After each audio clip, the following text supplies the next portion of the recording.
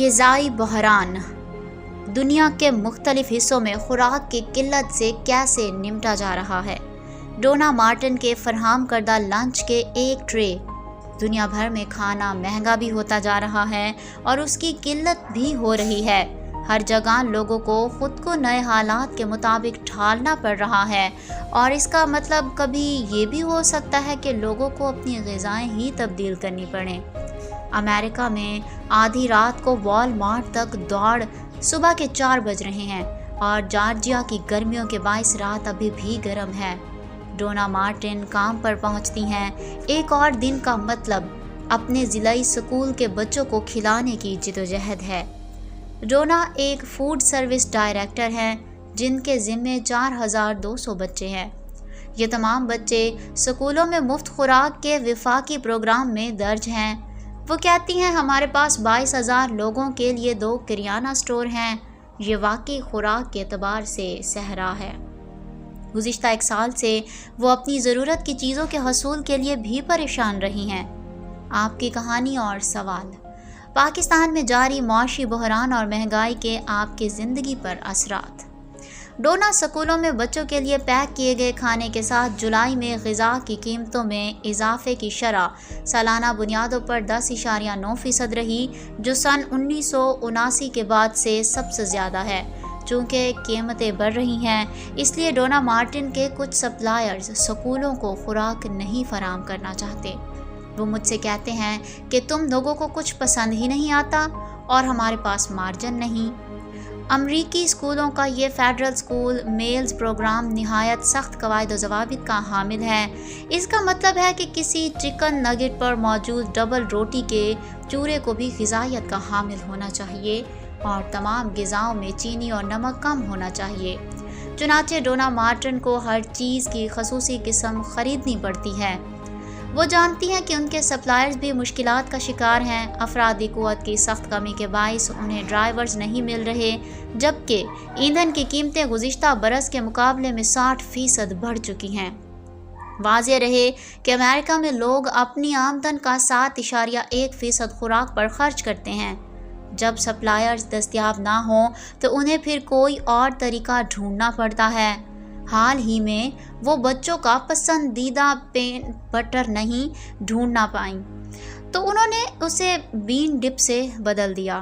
وہ کہتی ہیں کہ مجھے معلوم ہے کہ یہ بچوں کو اتنا پسند نہیں آئے گا، مگر مجھے انہیں کچھ تو کھلانا ہے۔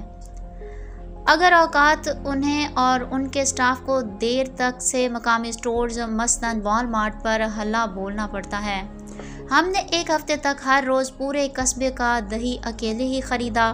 بہت سے بچے اسکول واپس جا کر خوش ہیں، اور میں نہیں چاہتی کہ وہ اپنی ماؤں سے شکایت کریں کہ آج انہیں سمودیز پینے کو نہیں ملی۔ سری لنکا میں کٹہل یعنی جیک فروٹ مدد کو پہنچا۔ وسطی سری لنکا میں کینڈی شہر کے باہر جس جگہ پر دھان کی فصل ہوتی تھی، وہاں اب انوما کماری پرنتھالا سبز پھلیاں اور پودینہ چنتی ہوئی نظر آتی ہیں۔ سری لنکا کے برے سیاسی اور معاشی حالات کا اس پرسکون جگہ سے تصور بھی نہیں کیا جا سکتا۔ ملک بھر میں دواؤں، خوراک اور ایندھن سمیت ہر چیز کی کمی ہے، یہاں تک کہ اچھی ملازمتوں والے لوگ بھی بنیادی اشیاء خریدنے میں مشکلات کا سامنا کر رہے ہیں۔ انوما کہتی ہیں کہ اب لوگوں کو اپنے مستقبل کے بارے میں فکر ہے۔ انہیں خوف ہے کہ ان کے پاس کھانے کو کچھ نہیں ہوگا۔ یہ زمین ان کے خاندان کی ہے۔ اس پر انہوں نے کووڈ-19 کے عالمی وبا کے دوران شوقیہ طور پر کھیتی باڑی شروع کی تھی۔ سری لنکا میں جون میں سالانہ بنیادوں پر غذا کی قیمتوں میں اضافہ 75.8% ریکارڈ کیا گیا۔ سری لنکن عوام اپنی آمدنی کا 29.6% خوراک پر خرچ کرتے ہیں۔ انوما نے کتابیں پڑھ کر اور یوٹیوب ویڈیوز دیکھ کر سبزیاں اگانی شروع کیں۔ اب وہ ٹماٹر، پالک، کریلے، اروی اور شکرکندیاں اگاتی ہیں۔ ہر کوئی اتنا خوش قسمت نہیں کہ ان کے پاس اتنی زمین ہو، چنانچہ کئی سری لنکن اب کٹہل جیک فروٹ کو اپنا رہے ہیں۔ انوما کہتی ہیں کہ ہر دوسرے باغیچے میں آپ کو کٹہل کا درخت نظر آئے گا۔ اب سے کچھ عرصہ پہلے تک لوگ کٹہل پر توجہ ہی نہیں دیتے تھے، یہ درختوں سے گرتا اکثر کچرے کی نظر ہو جاتا۔ अब उन्होंने कटहल से एक मलाईदार सालन बनाना शुरू किया और गोश्त में महंगी सब्जियों के मुतबादिल के तौर पर खाना शुरू किया है। कटहल अब एक मकामी रिवायती खाने कोटू में भी नज़र आने लगा है। कुछ लोग इसके बीजों को पीसकर आटा बनाते हैं जिससे डबल रोटी, केक या रोटी बनाई जा सकें। कटहल कुछ बरस कबल दुनिया के कई मशहूर रेस्टोरेंट के मेन्यूज़ में नज़र आने लगा था, मगर जहां ये उगता है वहां उसे मशहूर होने के लिए एक बहरान की ज़रूरत पड़ी। तो इसका जायका कैसा होता है? अनोमा कहती हैं कि उसे बयान नहीं किया जा सकता कि ये जितनी जायका होता है। नाइजीरिया में बकरियां ख़त्म हो रही हैं। आमतौर पर इमानुअल ओनोवारा को रियासत सियासत में कम ही दिलचस्पी होती है। वो बेकर हैं और बस अपनी बेकरी चलाना चाहते हैं, मगर नाइजीरिया में हाल ही में उनका काम तकरीबन नामुमकिन हो चुका है। वो कहते हैं कि गुज़िश्ता एक बरस में गंदम के आटे की कीमत 200%, चीनी की कीमत 150% और बेकिंग में इस्तेमाल होने वाले अंडों की कीमत 120% बढ़ गई है। वो कहते हैं कि हम नुकसान में हैं। इमानुअल को 350 लोगों के स्टाफ में से 305 को फारिग करना पड़ा। ये लोग अपने ख़ानदानों का पेट कैसे पालेंगे? Premium bread makers association of Nigeria के सदर के तौर पर वो एक तहरीक का मरकज़ी किरदार हैं। जुलाई में उन्होंने 5 लाख के करीब बेकर से 4 रोज़ तक हड़ताल करवाई।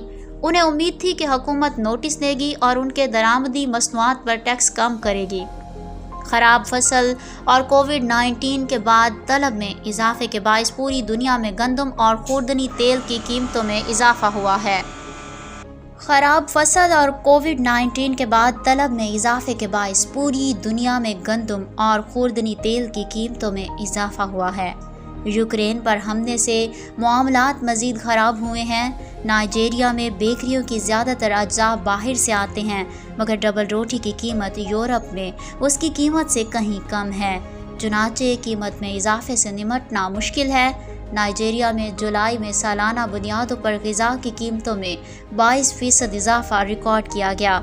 इस मुल्क में बिजली की फरहमी भी अक्सर मुअत्तल रहती है। चुनाचे ज़्यादातर कारोबार डीजल से चलने वाले जनरेटर्स का इस्तेमाल करते हैं, मगर ईंधन की कीमतों में भी 30% का इजाफा हुआ है। हालांकि नाइजीरिया तेल की दौलत से मालामाल है, मगर उसके पास कोई रिफाइनरियाँ नहीं और उसे तमाम तर डीजल बाहर से दरामद करना पड़ता है। मगर अखराजात में 3 गुना इजाफे के बावजूद ओनवरा के कहते हैं कि वो अशिया की कीमत सिर्फ 10 से 12% तक बढ़ा सकते हैं, क्योंकि उनके मुताबिक उनके ग्राहक इससे ज़्यादा बर्दाश्त नहीं कर सकते। SM एंटरटेनमेंट की तमाम वीडियो से बाखबर रहने के लिए हमारे चैनल को सब्सक्राइब करें और बेल आइकन को प्रेस करना ना भूलिए।